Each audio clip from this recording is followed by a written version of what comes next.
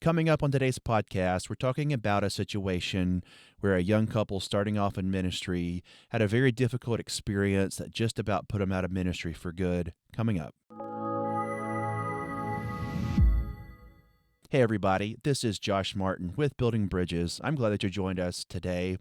Today, we're talking about a situation that occurred to a young couple, the husband fresh into seminary, and this was a first job for him. He was hired at a small local church in a small knit community to be the music minister, the youth pastor, and also the van minister. And if you know anything about small churches, this is actually a very common thing that happens is you hire one person to do multiple tasks. But this was a first experience for them. It was new. It was exciting. Things opened up where they got to live in the church parsonage. And so everything was just going really well for this couple. And as the ministry began to flourish, it began to be shown that God was giving favor to this young couple in ministry to some of the outcasts of the community. And kids who were less popular started to come to this church and find a place. And if you know anything about social structures in school, and I'm sure you do, there's oftentimes various tiers of social status. You have the people on top that typically are the popular kids, the athletes, those whose parents are affluent or leaders. Then you have kind of the middle people that are they're the middle folks. They're like the middle class of America. They're the middle class of school. And then you have those that are kind of the outcasts, the ones that people don't really associate with, the ones that can sometimes fall prey to things like bullying. These kinds of kids begin to come to this church. And this couple led a lot of these kids to Christ, baptized a lot of these kids, and began to have such an influence in these young kids' lives that the van ministry became so large that the youth pastor had to make 2 or 3 trips just to pick up all the kids. This is what was going on. It was flourishing. God was moving. Souls were being saved.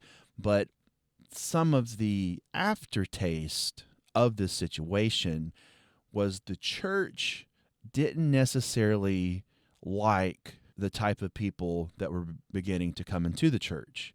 In fact, the kids in the youth group that were there at the start removed themselves from the youth group, convinced a member in the church to start another youth group specifically catered to them because they didn't want to associate socially with the kids that were less popular. And with the influx of the outcast kinds of kids comes something that often it can be difficult to deal with, and that is people who don't understand church etiquette. What I mean is people who didn't grow up in church, and so they don't know that you have to be quiet at certain times, that you're not disruptive in certain times, that you wear specific kinds of clothes to make sure everything is covered up. These kids began showing up and they didn't look the part.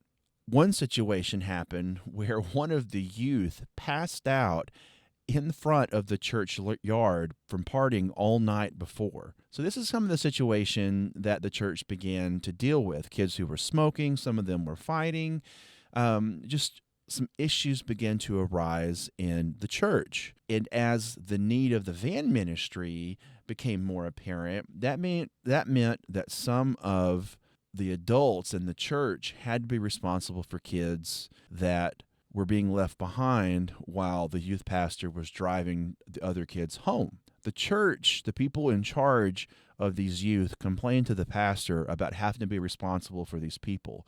And what the pastor decided to do is he pulled the youth pastor aside and told him essentially that they weren't the only church in town, that there were other churches that could reach out to these people. They didn't want to infringe on other churches, so that he had to stop picking up all these kids. And so a lot of things began to unravel that really began to dishearten this couple. It just became apparent that what God was doing in the youth group was being met with resistance from the adults. And a lot of things happened in that situation that by the time this couple decided it was time to leave this church because the fighting to do the Lord's work was just exhausting. They weren't even for sure at that point in their lives if they were even going to be in ministry at all. The question is, why did this happen? Well, here's what I think happened in this situation, and it happens all the time on different scales. If we're not careful, if we're not mindful, as we begin to grow comfortable in our churches, grow comfortable with what other Christians look like that are similar to us, we begin to think that's the only appropriate way to be a Christian. So anything that infringes upon that, that doesn't look like that, we can often dismiss that as ungodly, or we're repulsed at the fact that they don't share the exact same convictions that we do. We can slowly or abruptly detach ourselves from those people, ostracize ourselves from those people, that if they don't look like we think they should look, then we don't think that they're a fit for the kingdom of God or to be welcomed in our churches. And this happens a lot.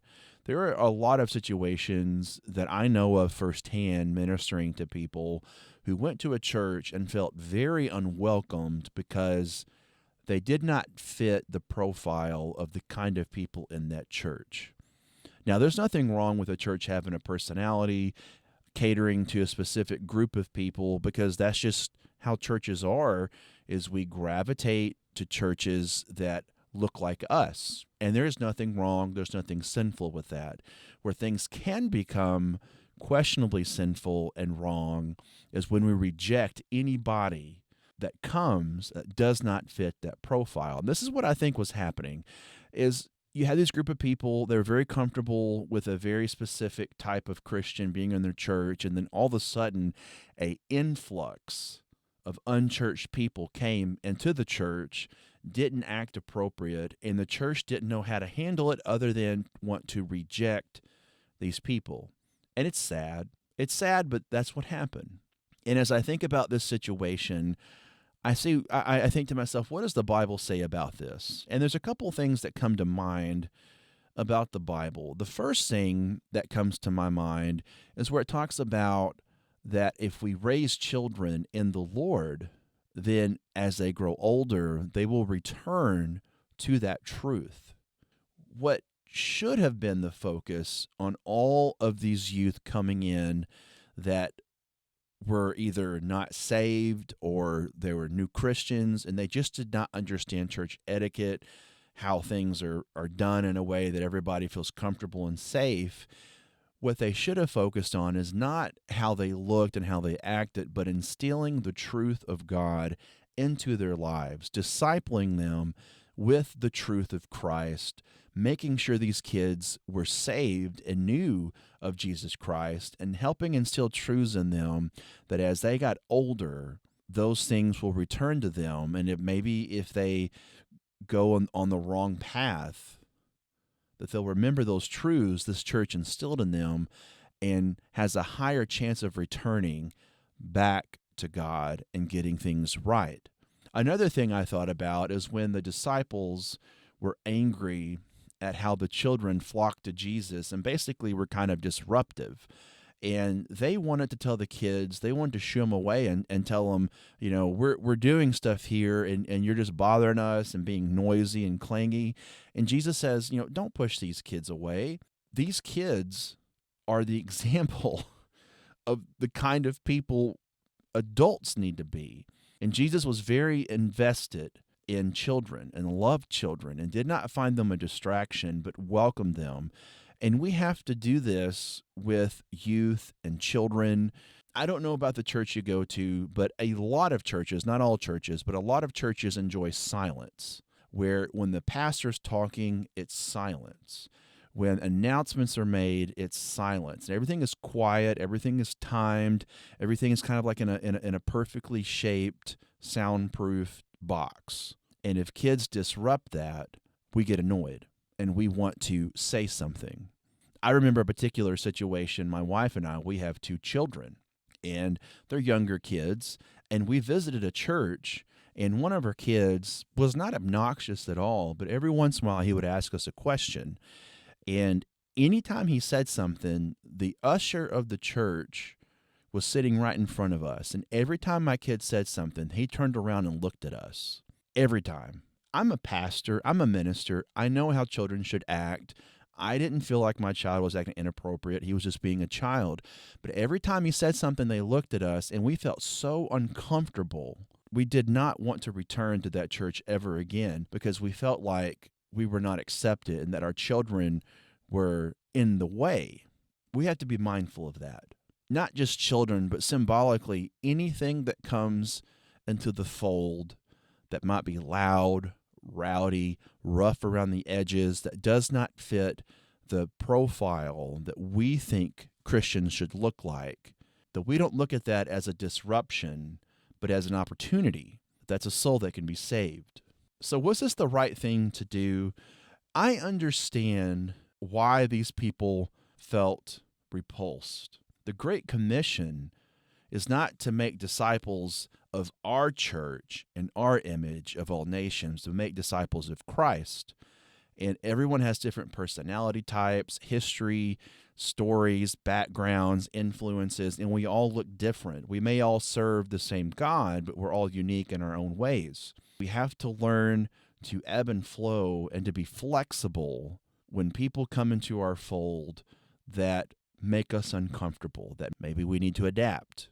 But be mindful of that. Be mindful that if you're not comfortable with how someone is living or acting, or if new people come into your church, or new people come into your group, or you're working on winning someone to Christ and they're just acting in a way that you cannot stand, you have to be careful with how you treat that situation, because I think this is one of the situations where the parable of the seed, where the truth is thrown out as seeds, but we do not like the kind of things being attracted and growing from those seeds, and so we uproot them before they can even take root. We don't like how they look, so we prune them, we uproot them, we dig them out. We have to be careful that we're not hindering the work of God because we don't like how the work of God looks. And always remember this, guys. Compassion builds a bridge. You guys have a blessed day.